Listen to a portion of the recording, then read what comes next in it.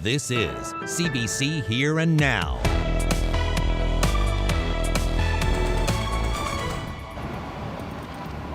Three more people arrested after a string of violent crimes in the St. John's area. Tonight, police push back against criticism that it took officers too long to respond. Hiring and they can't afford the groceries. The gas has gone up now. Labrador residents protest the rising cost of gas, and we break down how the Public Utility Board calculates the price and where that money goes. Good evening and welcome to Here and Now. I'm Peter Cowan. Carolyn is on assignment this week. We begin with that rash of violent crimes in the St. John's metro area involving guns, knives, and a supposed criminal network.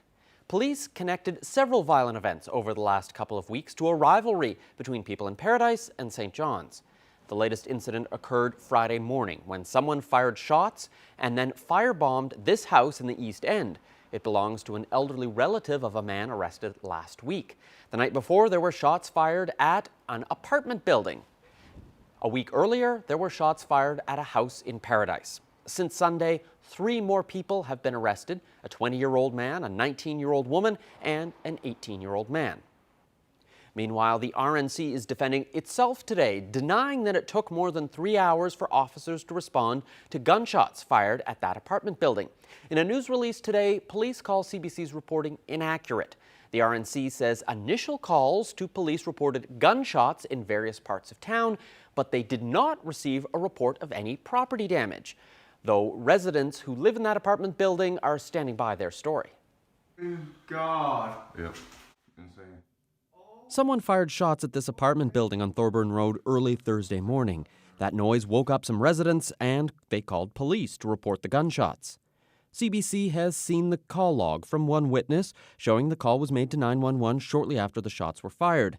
The RNC also called back another caller, leaving this voicemail, but no one saw the missed calls until later. Hi, it's the police. You can call us back at 729-8000 in relation to file number 22-25431. Witnesses say the police never showed up until about 6 a.m., 3.5 hours later. Today, the RNC insists CBC's reporting is wrong. The RNC says no one reported property damage due to gunshots in those early calls. The force says it did a thorough review of calls to police, and it is satisfied that prior to 6:23 a.m., there had not been a report of property damage resulting from gunshots. It says once it received confirmation of property damage from gunshots, then officers responded to the building. The RNC says officers did investigate those early 911 calls reporting gunshots, but couldn't find any evidence. The RNC says heavy RNC resources scoured the region of the city, but did not detect any evidence of gunshots or any signs of a disturbance before that 6:23 a.m. call. The RNC says while investigating, it located a car on fire nearby and responded to that. The RNC insists all indications that the RNC received reports that gunshots had caused damage to property at a specific location prior to this response are false. We asked for an interview with police to clarify the difference between a call about gunshots versus a call about damage from gunshots, but the RNC refused to appear on camera. One of those first callers, Jordan Tobin, says he's disappointed with the position the police are taking today. So in regards to the statement that the RNC has just put out, it's just not true. I placed the call at 2:45 a.m. Once I placed that call, I came back down to the lobby. Other residents were starting to get up and on the go. I noticed that there was bullets going into another one of the apartments just behind me here. So I knocked on that resident's door, made sure everyone was okay there. That individual then placed a phone call of their own, which was at 3 a.m. Tobin says that neighbor also made the call at 6:23. And was awoken around like 5:45, 6 a.m. to a knock on my door, which I was thinking was the police in that moment. It wasn't. It was this resident informing me that the police still haven't been here and that she was going to call the police again, which she did, and then they showed up. And that's the call that they're saying is they received about the damage of property. The call was really, hello, is anybody coming? That was the real call placed at 6 a.m. Tobin says he thinks the police are trying to look competent in the face of gun violence. I definitely understand their position because it's just strategy. And as such an organization, you don't want to give the look of weakness or being incompetent, especially when gang and criminal activity is on the rise, becoming more predominant within our cities. Now, we have some follow-up questions for the RNC, but as we mentioned, they're not doing interviews today, and questions sent to a spokesperson via email have not yet been answered. Jordan Tobin says he could forgive the RNC if wires got crossed that night and his report simply wasn't relayed, but now he's asking for transparency and honesty from the force. You can read more about the story on our website, cbc.ca/nl.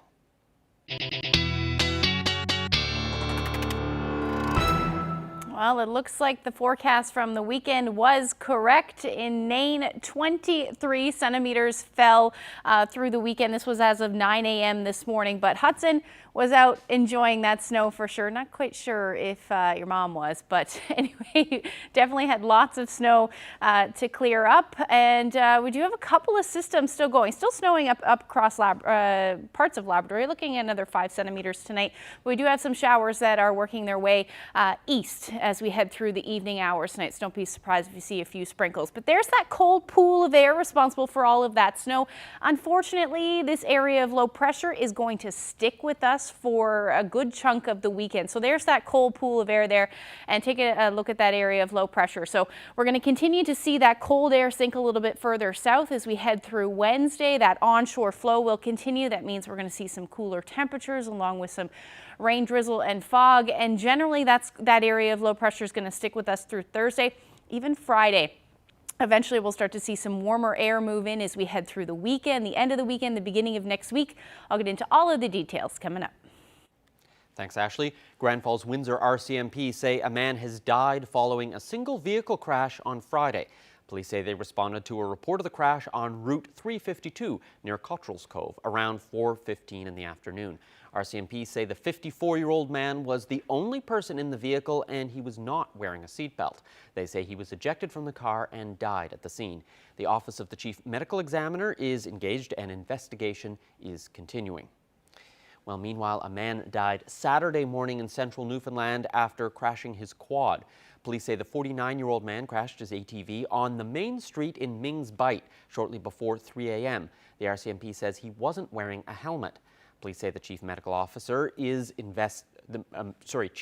Examiner is investigating the cause of the crash, and they suspect the use of alcohol. Police say 8 people have died in ATV crashes in RCMP jurisdiction so far this year.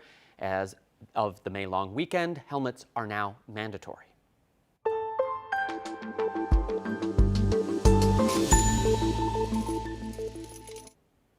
Over the past few months, we've heard from a lot of people who say the rising cost of gas and heat is hitting them pretty hard. The government has been under pressure to help, but politicians say they can't do much. So, what do we know about what goes into the price of gas in this province? Here now's Daryl Roberts explains. The price of gas is going up in this province and across the country, and there doesn't seem to be an end in sight.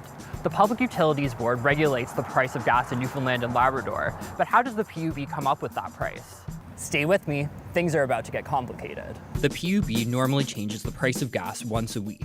It uses a resource called Platts US Market Scan, which calculates a daily benchmark fuel price in the United States. That benchmark takes into account a few things, including crude oil prices and global events like Russia's invasion of Ukraine. The PUB converts the benchmark from US dollars to Canadian and from gallons to liters, which impacts the price here too. Simple fact is the Canadian dollar is roughly 78 cents to the US. So that means we're paying about 28% more than what the benchmark number is. That's a pretty big, simple fact. The weekly average of that daily benchmark is the base price of gas in Newfoundland and Labrador. Still with me? Good. That base price is only the beginning. Next, the PUB adds a wholesale and retail markup. The wholesale markup includes transport expenses and everything else involved in bringing fuel to your local gas station.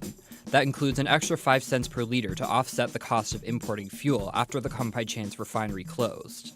If you live outside the Avalon, this is where things get even more expensive.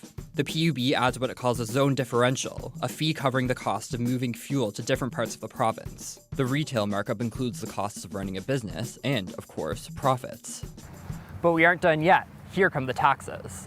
Last week, the provincial government announced it is shaving 7 cents off its gas tax until next year, but drivers in this province are still paying HST, federal tax, and carbon tax on top of that. Finally, we get to the price you pay at the pump. The PUB provides all of this information on its website, but some things still aren't clear, like how it calculates markups, or why prices have changed so frequently this year. The government is bringing in legislation to make the PUB more transparent. While we're waiting on answers about that from the government and the PUB, we're also waiting to see if gas prices will ever come down. Daryl Roberts, CBC News, St. John's. While staying with the price of gas, a group in Labrador West protested yesterday about that rising cost of gas and other goods. They're also upset with the lack of services for seniors in the community. I kind of am a strong believer that we need to do a little less talk and a lot more action, and I see a lot of concerned seniors, children now being stripped away from activities like our swimming pool in Wawash, and I just want to try and make a change, and I feel like I got a good group of people that feel the same way, so what better way to create a little rally? Because I'm concerned about the town that I was born in and have lived here all of my life, and the place is worse now than it ever has been, and it's just not right for the people of this community. People retiring and they can't afford their groceries, the gas has gone up now, rent is going up, housing, the list just keeps going on. So I see a lot of broken down seniors just struggling. And the biggest one I would like to inquire about is our seniors. We have nothing for our seniors here. And that is heartbreaking because my parents had to leave because, there was no facilities here or healthcare services here. Seniors complex is a big thing for me right now. We are here as seniors. We have been treated. We haven't been treated right, and we're just disgusted with the whole thing. The health care system has failed us. We are just,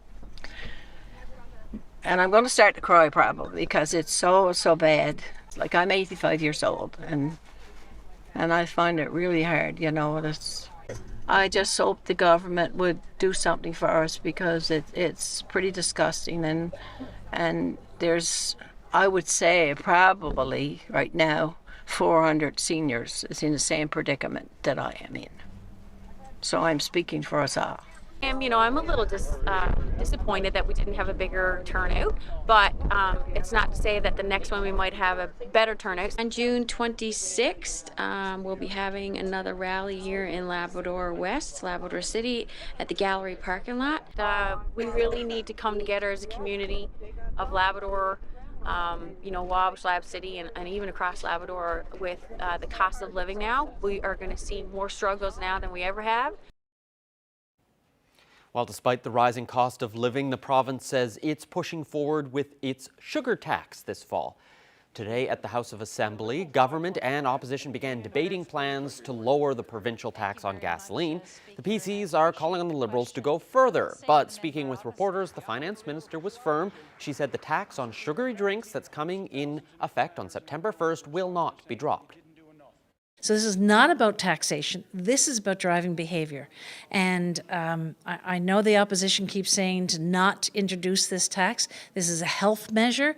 All the monies have been, placed to other programs to drive healthier outcomes and healthier lifestyles. And it's very important for our province. We all know how serious our health indicators are, and we need to do something about that. So that's why we're moving forward with the implementation of the sugar tax.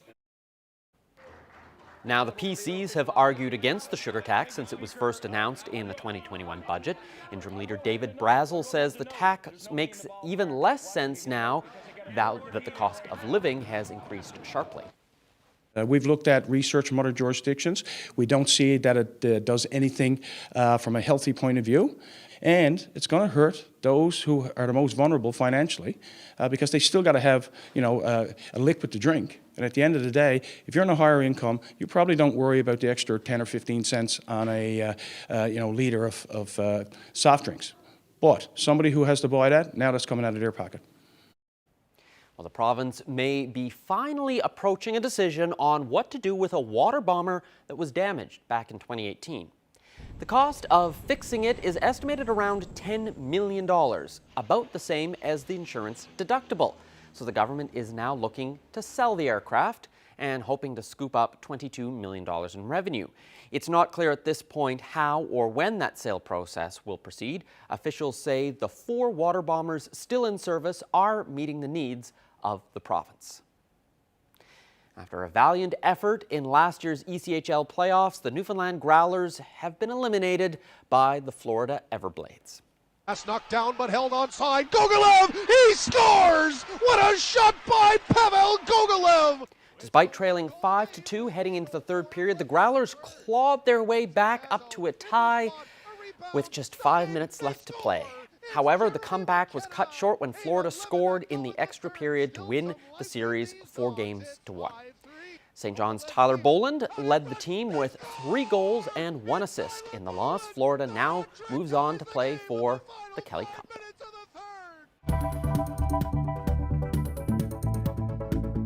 A few showers are rolling across eastern areas of the island. There's lots more where that came from. Also some cooler temperatures. We'll have the full forecast coming up. It's kind of the perfect spot. We've got a water source. We've already got lots of bugs in the area.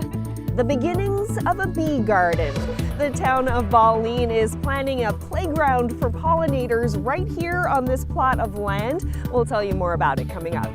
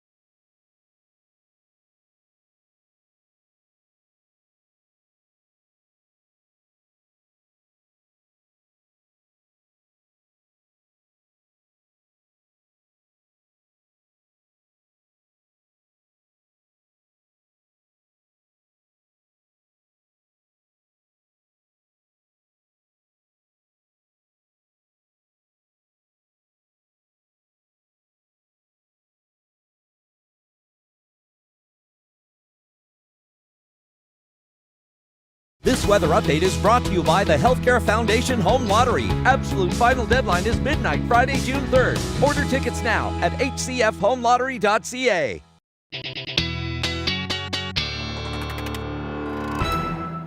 Ashley, if you need a reminder of just how big the province is, you can look at that weather photo that you had earlier of all the snow in Nain, and then you can fast forward to St. John's, where it's sunny and warm. And very summer-like. Yes, although other people have informed me of this. I haven't made it out of the office all day, but that sounds like it's my loss because it's quite a nice day out there. Yeah, it was beautiful. We saw some sunshine, some more cloud cover, then some more sunshine through the day today. Beautiful afternoon temperature-wise. Let's take a look at where we sat for a good chunk of the day. 21 degrees in St. John's, 19 in Bonavista, even through Gander, Badger, all reaching that 20-degree mark. And Corner Brook sat around 17 degrees. Today, much cooler, though, as you head towards northern Labrador, particularly Nain, where again 23 centimeters as of 9 a.m. this morning. But taking a look outside now, we do have some cloud cover in the area as well as a few showers. Still feeling like, or still is 18 degrees out there. Not a whole lot of wind to speak of either, about 19 kilometers per hour, and really dry. Dew points currently sitting at about 4 degrees. So temperatures still beautiful out there. Terra Nova 19 degrees, 11 in Burgeo. That temperature is hovering, unfortunately, around the 0-degree mark for those of you in Makkovik. So taking a look at what's going on right now, we do have those showers that are rolling through along a trough, and it does look like they're just reaching the metro area now, and we'll continue to see those over the next couple of hours as the future tracker is actually picking them up fairly well. We should see that end by the next couple of hours, like I said, and then stay cloudy as we get towards the midnight hour. But most areas will see some showers, particularly along the west coast, south coast, and then going to continue to see that chance of flurries up across Labrador and even southeastern portions of Labrador as well as we head through the night tonight. Some of the heavier showers will move in again after midnight for eastern areas of the island. Now, as far as snowfall amounts go, not a whole lot more on the way. We could see another 2, maybe 5 centimeters of snow through the night. Some of the higher elevations may pick up a bit more than that, closer to 5 to 10 centimeters. But overall, the bulk of the snow is now over. And as we head through the next couple of days, in fact, we'll start to see some more milder air, relatively speaking, which means what does fall should fall is either a wet snow or rain. So here's a look at the forecast for tonight. Temperature-wise, anywhere from 0 to 2 degrees across the big land. Temperatures a bit warmer for the island. We're looking at anywhere between 4 to as much as 8 degrees. The warmest will be in the east. So we're losing about 10 degrees through the overnight for the Avalon. Light winds tonight, though, but they will be out of the north for you along the west coast, about 20 kilometers per hour. So here's a look at the future tracker for tomorrow. Again, rain or snow, the story up across Labrador as we head through the afternoon. And then even some of the higher elevations on the west coast, models are picking up on the chance of seeing some of that white stuff through the day. It shouldn't accumulate too much, but that risk is certainly still there with the colder temperatures sinking a little bit further south. So we're looking at the chance of showers pretty much all day tomorrow across the island as that area of low pressure continues to spin and unfortunately will stick with us for a good chunk of the week. Now, as far as temperatures go, as we head through tomorrow, they're going to cool down for sure, but the rainfall amounts, as you could see, just sticks around through the week. We're looking at some significant rain again. I mean, after the 40 millimeters that we saw this weekend, we could pick up another 20 to 30 millimeters by Wednesday morning, and then even more so as we head into Thursday. So certainly looking fairly wet. So temperatures over the next couple of days, again, will be cooler. We're still going to hang on to the double digits, though, for eastern Newfoundland tomorrow. You're hovering around 11 degrees for St. John's. And then as you head towards eastern, the rest of eastern, about 8 to 10 degrees. And then central, you're looking at those temperatures somewhere between 5 and 6 degrees. So definitely much cooler, though, in that onshore flow. I mean, winds aren't too significant, between 10 to 15 kilometers per hour, but it is still going to feel a little bit more chilly. And again, those higher elevations, even though temperatures along the west coast are around 7 or 8 degrees, those higher elevations will be colder, and you could see a few flurries. Winds for you will be out of the northwest between 20 to 40 kilometers per hour. As we head towards the Big Land, you're still hovering around 3 degrees for Nain tomorrow, but again, either showers, flurries, or wet snow really through the day. Makkovik will see those flurries continue. And then we're looking between 5 and 7 degrees for Happy Valley, Goose Bay through to Lab City. And again, with that potential for some flurries. But you will note, though, your winds will be a little bit stronger. They'll be between 30 and 60 kilometers per hour through the day. So we'll talk about what to expect for the rest of the week and when we're finally going to see some of that warmer air return when I come back.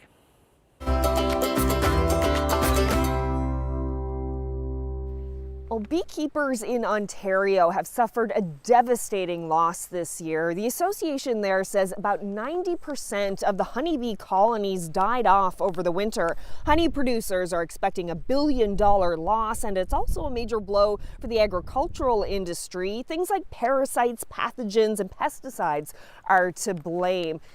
But here in this province, one town is trying to do its part in helping the local bee population. The town of Balleen is going to take this green space here and turn it into a honeybee haven. And joining me now is Councillor Heidi Kolodniski.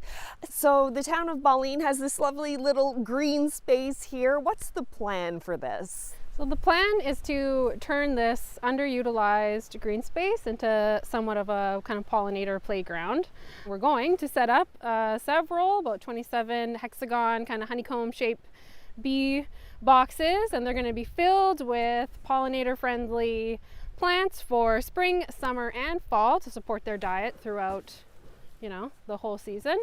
And yeah, just bring some life back into this kind of underutilized municipal green space. And why did the town want to do a pollinator playground specifically as opposed to just like a regular little garden or a park? Well, everybody loves bees and there's no good reason not to. So again, as I mentioned, it's underutilized. So it's kind of the perfect spot. We've got a water source. We've already got lots of bugs in the area. It's all part of a plan to kind of renaturalize the whole space, really. So it looks like you have a little space started here. Tell us what this is going to look like when everything is done. So when everything is done, this will look like about 27 of these kind of hexagon shaped boxes. Honeycomb boxes? Yeah, honeycomb boxes. All set up to look like a honeycomb.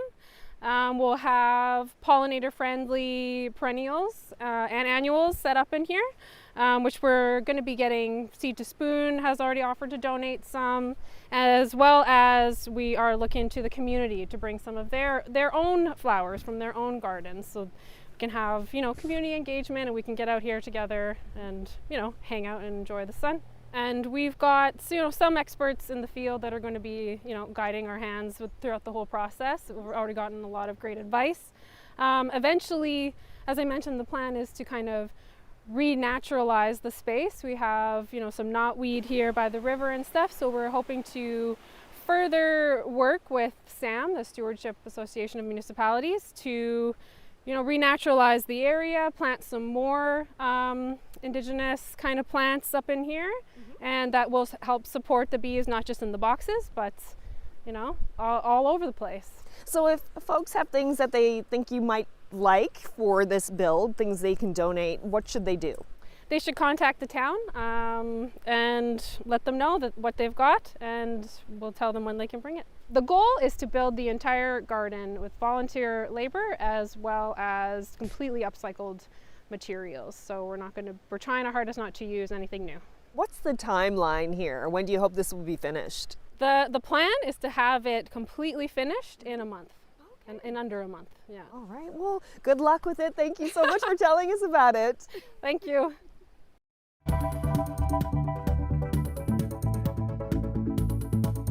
Make sure you're tuning into CBC Radio tomorrow morning on Newfoundland Morning. Meet a woman on the West Coast who now has a pet squirrel. What what she's doing to help it get back into the wild. And tomorrow on Crosstalk, it's a gardening day. Join guest host Bernice Hillier and gardening expert Anthony O'Neill.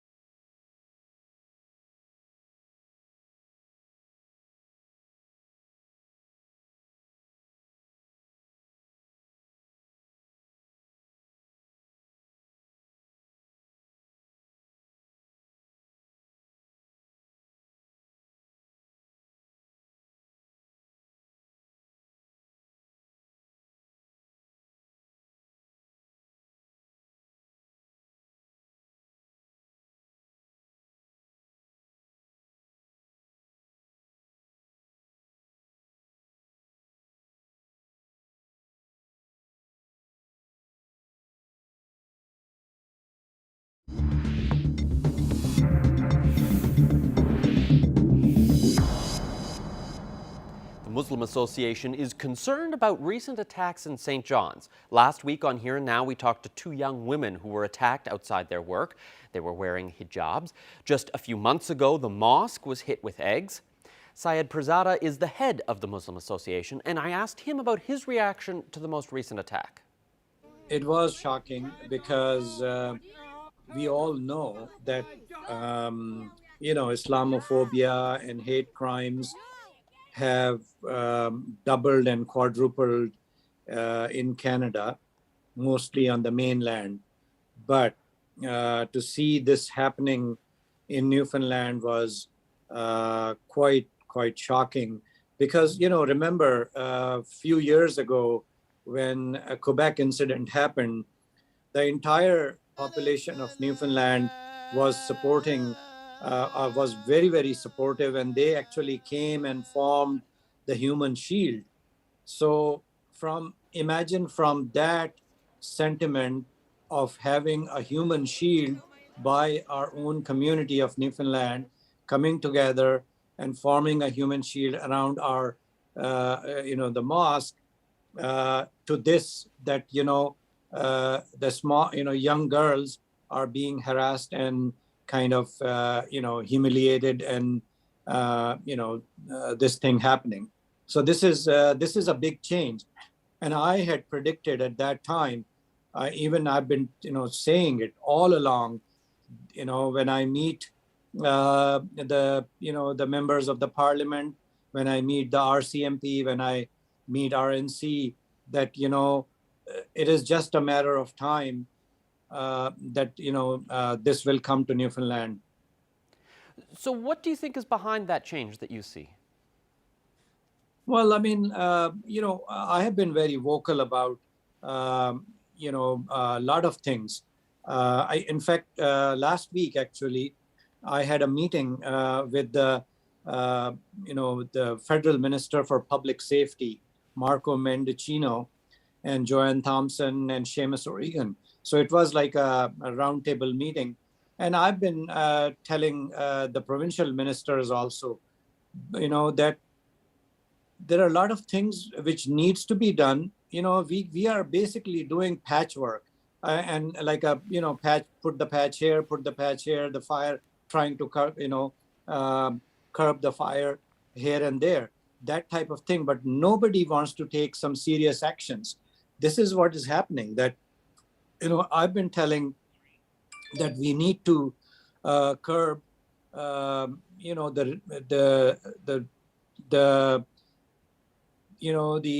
talk shows and all these media outlets which are basically spewing hate and coming from south of the border. In the most recent attack, as far as we know, police haven't laid any charges against that man involved. Are police doing enough to, when these incidents happen, to find people and charge them? Well, that's another joke, because we have the videos where these kids are not minors. The NTV and CBC also, they didn't put their faces on the screen on the news. Obviously, when you talk to RNC, the RNC says, "Oh, our hands are tied." I mean, like, if there is a robbery, there will be the pictures of the robbery, the videos, and everything will be there all the time. And I can guarantee you, if you put the picture today, within 30 minutes, those kids will be caught.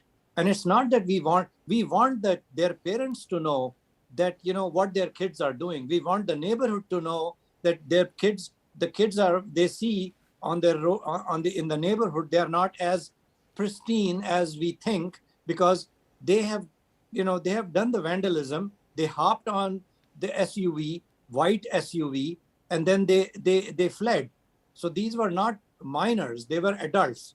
So I don't know what is stopping the NTV and CBC and to put their faces when they have done the vandalism. Well, thank you very much for joining me and sharing your concerns tonight. Well, thank you for calling. And just to follow up on the vandalism at the St. John's Mosque in March, CBC made the decision to blur the faces of those in the video that we shared because it's in the news coverage it wasn't clear yet whether or not those individuals were underage and they hadn't yet faced any charges.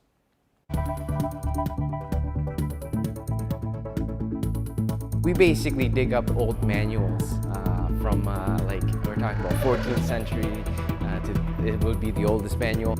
History that hurts. This isn't your regular fencing club. We take you to Terra Nova School of Swords. Coming up.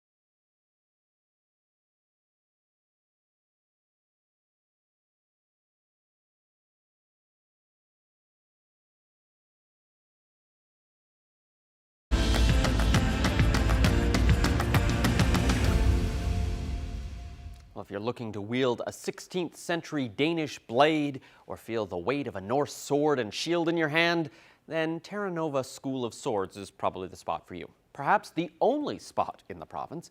Owner and instructor Phil Swift is bringing historical European martial arts to St. John's.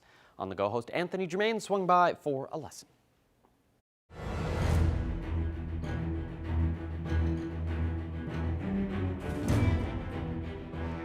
I started this business mainly because I've always been interested in swordplay, but I didn't find out that this was a thing until I was in college in Michigan. And when I was in Michigan, I saw people just fighting with steel swords, and there weren't like fencing swords, like your smaller swords. They were like these big swords. And I went up to them and I asked them what they were doing, and they told me they were doing HEMA, which is Historical European Martial Arts. And I didn't know that was a thing until that day, and apparently it's pretty big. They got about 30,000 members in the US, and that's not including in Europe. It's even bigger in Europe. What's the difference between what you do and fencing? Fencing, they usually use something smaller, kind of like this here. It's very thin. We use this as a small sword, which is something that was used in Napoleonic times. Versus what we do, we use like closer to what they would have used back in historical times. So this long sword, for example, is about almost 3 pounds in weight, and it balances very close to a long sword. Same with the saber, it's very close to an infantry saber that they would have used with the British. We like to teach people the martial arts throughout the time, throughout history. We basically dig up old manuals from like we're talking about 14th century to it would be the oldest manual. So we like to teach people the whole spectrum of history from the earliest books onto about the later books. How do you do things in a school like this to make sure that the kids and older people that you're teaching, that people stay safe? Absolutely. So with the kids, we start with lightsabers. It's sort of our gateway to start to get into sword fighting.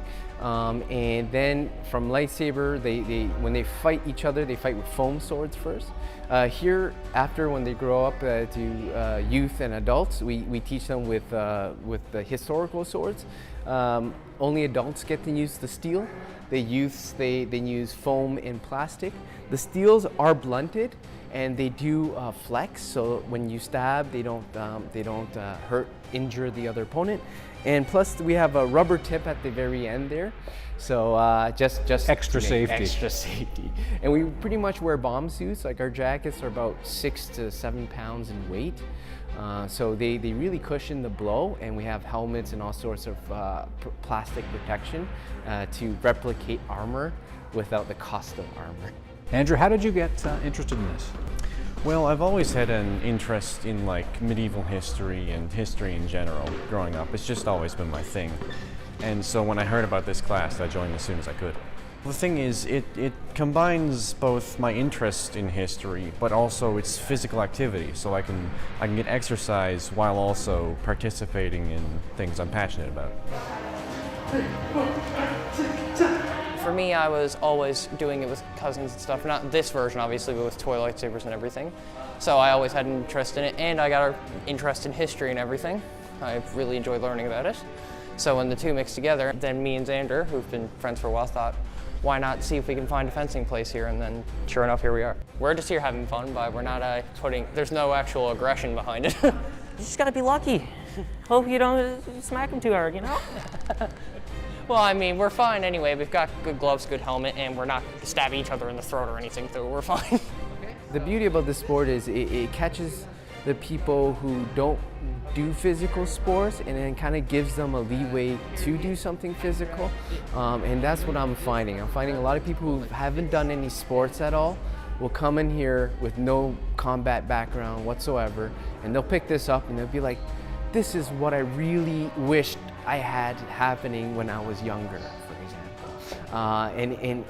And so now they're starting to get fit by just swinging around swords. Well, Terra Nova School of Swords is offering workshops and lessons all summer long. Thanks to On The Go's Anthony Germain and video producer Gerald Murphy for that piece. Well, from medieval fighting to a party fit for a queen, the UK is getting ready to mark Queen Elizabeth's 70 years on the throne. 4 days of events are being planned starting Thursday to celebrate the 96-year-old monarch's Platinum Jubilee. One noteworthy project is the transformation of the moat around the iconic Tower of London. Salima Shivji has more. Here at the Tower of London, one of the many tributes to the Queen that are popping up all over the country in preparation for her Platinum Jubilee. The celebrations this week really on a scale that is astonishing. Some 1,800 official events. There are going to be thousands of street parties, official pageantry to mark something that this country has never seen. Queen Elizabeth II, of course, the first British monarch to make it to 70 years on the throne.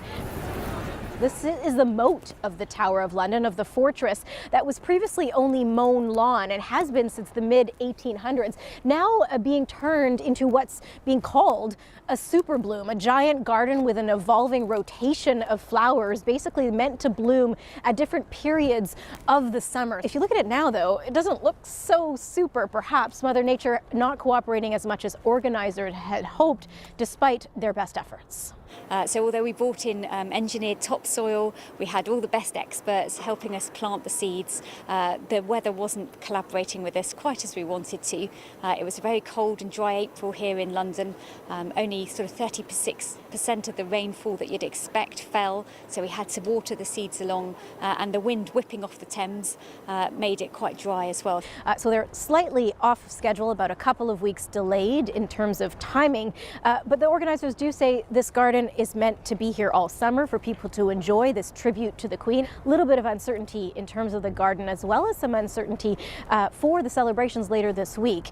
We do know that the Queen has had some mobility issues. She has been changing and missing some engagements. The Queen did spend the weekend up in Scotland at Balmoral to have a bit of a rest ahead of the intensity of the Jubilee celebrations this week, to have a bit of rest before the fun starts. Salima Shivji, CBC News, London. A new report calls for the Canadian military to permanently give up its authority to investigate sexual assault allegations within its ranks. Defense Minister Anita Anand says she and the Prime Minister wholeheartedly agree with the issues identified. Today, I confirm that I have received and I accept Madame Arbour's final report in its entirety. This report will inform defense teams' ongoing and concerted efforts to improve and grow the culture of this institution. Anand says she plans to move forward soon on 17 out of the 48 recommendations. She says the rest will require more analysis and consultations. One of the key points, the suggestion that civilian police and courts should handle military sexual assault cases. While civilian courts are not perfect, retired Supreme Court Justice Louise Arbour says they have more experience and are better equipped to handle such cases. The federal government today announced new firearms legislation. We need less gun violence. We cannot let the guns debate become so polarized that nothing gets done. We cannot let that happen in our country. The bill calls for a national freeze on handgun ownership. It also calls for firearms licenses to be taken away from individuals involved in acts of domestic violence or criminal harassment. The bill introduces measures to tackle firearms smuggling and trafficking.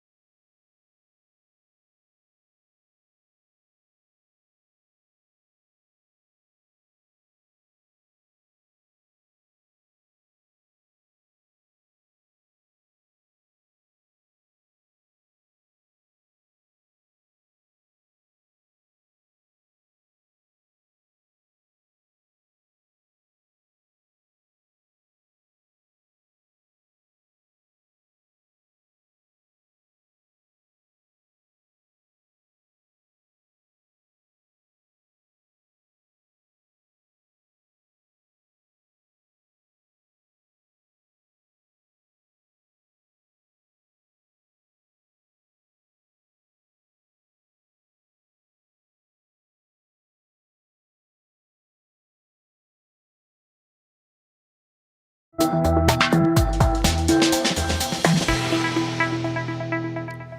band says he was Toronto's answer to Elvis Presley. Musician and mentor Ronnie Hawkins died over the weekend at the age of 87. Hawkins was a Southerner, rockabilly singer, and he called Canada home.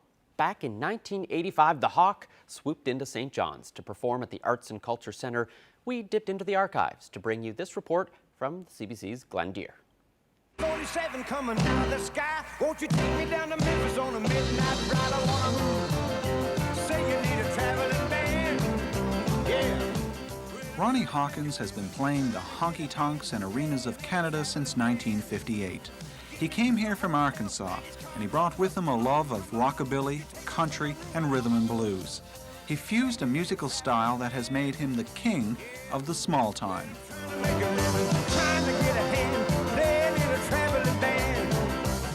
There are those who say if Hawkins had stayed in the United States, he would have been bigger than Elvis. A lot of musical stars have professed admiration for Hawkins. They include George Thorogood, Chris Christopherson, Charlie Rich, and John Lennon.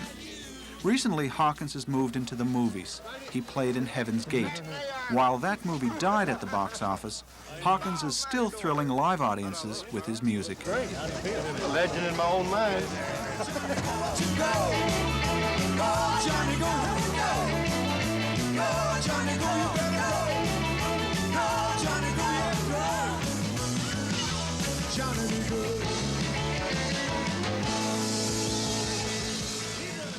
For Here and Now, I'm Glenn Deere.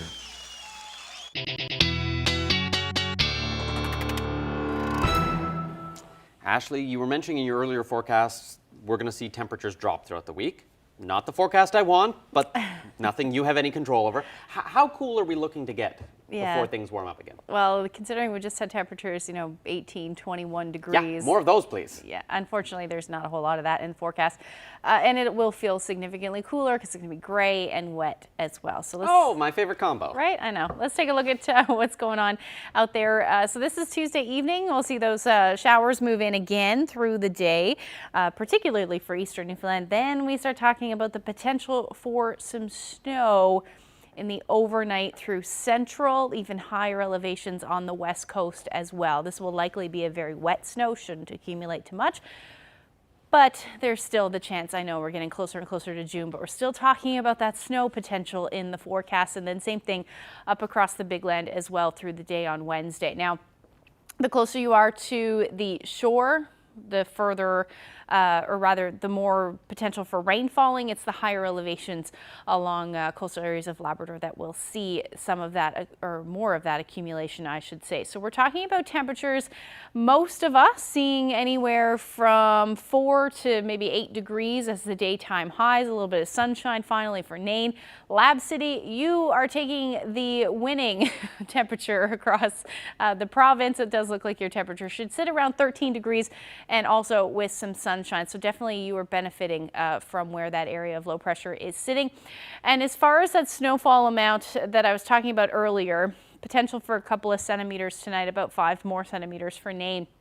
You can see the models picking up on that heavier snow, but in the higher elevations. Now, significantly less towards the coast and further south as well. So you're only looking at maybe 5 to 10 centimeters over the next couple of days in those areas. So as far as Wednesday evening into Thursday goes, more rain expected through the day. And again, we're going to change back to the potential for some showers along coastal areas of Labrador. We're going to see some of that warmer air move in. All that colder air will go away. And as we head through the afternoon, again, a beautiful day expected for Lab West and then eventually northern Labrador as well.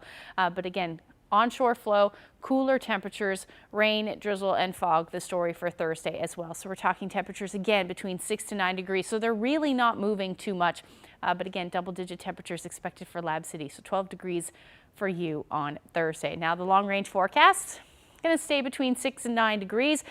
They will warm up, though, into next week, it does look like. However, going to keep those gray skies in. Overnight lows not dipping too much either. For central Newfoundland and the west, this is where we're going to start talking about those temperatures climbing into the teens on Saturday. You'll likely see some clearing skies as well. Same thing for western Newfoundland, although you'll likely see your clearing a little bit sooner than that, maybe Friday afternoon, and then 14 degrees on Saturday. And as far as eastern Labrador goes, you're talking about temperatures in the double digits, 10 degrees by Saturday, and western Labrador, beautiful stretch of weather at this point, anywhere from 13 to 16 degrees and sunshine. And speaking of beautiful weather, this is a beautiful night to see the northern lights in Makkovik. Benny shared that shot with us. If you have any weather photos, send them to nlphotos@cbc.ca. Ooh, beautiful to see the northern lights like that. I know. Every time I get pictures, I always have to show them just because they're so beautiful. The only downside is this time of year, because the sun sets so late, you got to stay up really late. I don't know what time Benny took that picture, but you know, with the sun setting into 10, even past that as we get closer to the middle of June. And then rising earlier too. Yeah. No, your window to see those northern lights definitely shrinks. Definitely. Well, and that's it for us tonight. Thanks so much for watching. Have a great night. Good night.